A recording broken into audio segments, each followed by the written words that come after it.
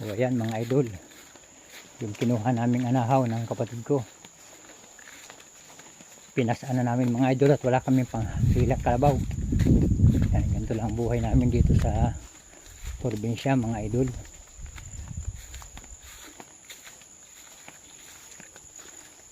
Pag dumaan ito sa pool ninyo mga idol, baka naman pwedeng makahingi ng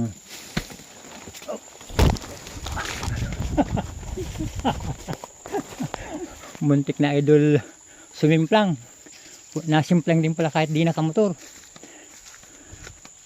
Baka naman pwedeng makahingi idol ng like and share.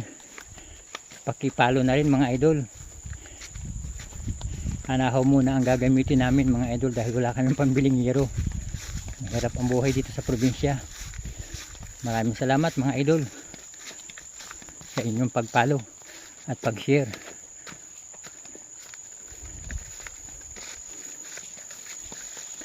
Sumabit pa. Ayan. Oh, ayan dinadaan namin mga idol. Oh. Tatawid pa kami dyan sa ilog.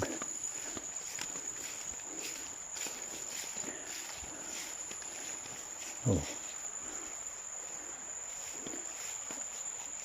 Yep.